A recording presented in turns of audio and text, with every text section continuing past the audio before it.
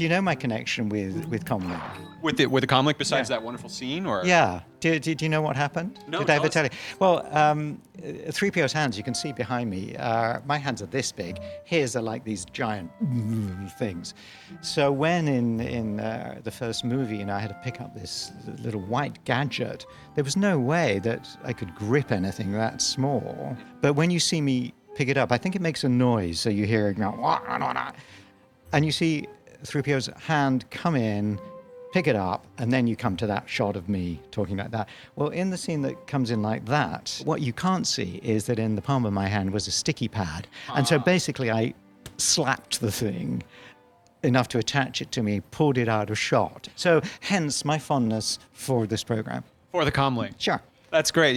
So those kind of stories, you think about high tech when you think Star Wars, but back then it was really anything you could do to basically that would make it work. I was amused. The first time in a long time on episode 7, I kind of walked into this wire. I wasn't looking. I said, "Oh, what was that?" And it was to make R2 wobble, because you see, just like the slapping the comlink with a piece of sticky, one way to get R2 to move is to just jiggle him about with a piece of wire, but I couldn't see it. So I like that rather than getting blue screen, green screen, whatever. For all the high technology, sometimes the old analog way is the best. Very much so.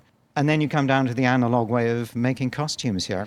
I've been here a couple of times now, and I'm enjoying seeing this stuff free of, for the most part, plexiglass. So you can actually see, you can't touch, but you can feel mentally the fabric and see the detail that's got everything by hand. Quite incredible, the craftsmanship that George allows to exist, pays people to do this. It's a lot of work, too. I'm just looking at the level of detail, and you're right, the access seems unprecedented here. It is. And of course, in the movie, you see these things fleetingly. They go by, they look great, but you don't have time to say, wait a minute, let's come back and do a close-up on that, because I want to see, how that's put together, or why that floats in such a way. And it's not just about knitting and weaving, it's about how you help that character appear to move. It's motivated, if you like, by an actor.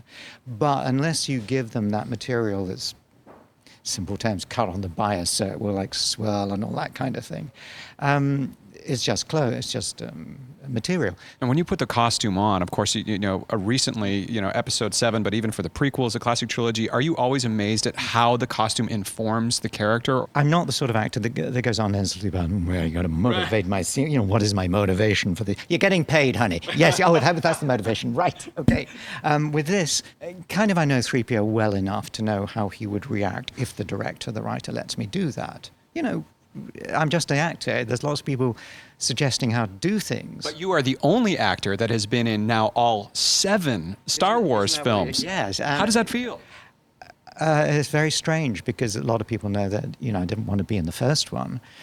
But why would I? I was a serious actor. For heaven's sake, this is a tough gig. But another part of the exhibit shows the original concept painting, Ralph McQuarrie's painting, that I fell in love with. But he got something in that face which Liz Moore, the sculptor, then replicated in 3D there.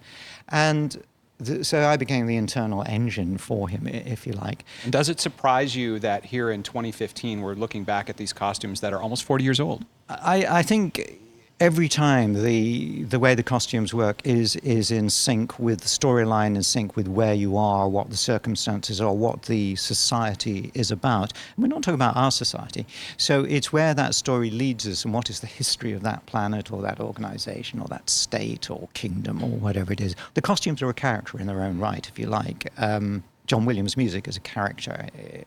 And it all comes together, and it's the cleverness of the director. But you're on Twitter now, so people can find you on Twitter. They can, and some of the things, I don't quite understand how it works, but some of the people who write it just make me cry with laughter. They are so witty. I mean, I remember around the holiday season, you made international news talking about wrapping episode 7. Oh, but that was weird, because somebody tweeted to me, there is no better movie than Empire Strikes Back. Right. And you challenged them. Yeah, I said, well, wait, you haven't seen episode 7 yet, And people seem to think that I was saying I was replying to somebody's remark.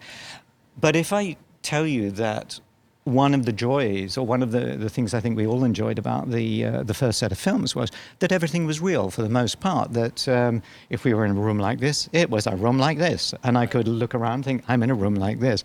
On the prequels, you go, I'm in a big green space. I'm not sure what it means. It's very big, it's very green, or yesterday it was very blue. Depends what other people are wearing. It's like, not inspirational for the nuances of acting, shall we say.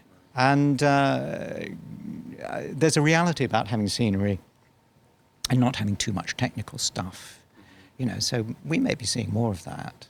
Very tempting to play with the latest new toy, Oh, of course, and I mean, we haven't seen anything from the set, but just that the photo and little things that we have seen in the Millennium Falcon, and the whole cast back together. I mean, what was it like coming back with the old gang again? Did you sit there and say to Harrison Ford, "Oh, welcome back. Where you been? I've done 3 of these since you were last here." That would have been cruel, because he would have said, kid, I have done Indiana Jones. I've done this. He would have wiped the floor with me. I will tell you that he is even wittier, funnier, more sparkling than even the originals. I don't know how he does it. I just want to thank you on behalf of the fan base for being so generous with your time with us today, and for doing all these wonderful things like this EMP exhibit here with the Smithsonian. I did it all myself. It's everything. I've been up for hours. Every stitch? Every stitch is mine. Well, thank you as sort of the ambassador of Star Wars here at the EMP Museum, and this fantastic collection. As the curator of this interview, thank you very much for taking the time and talking to us at the Comlink here and all your great stories.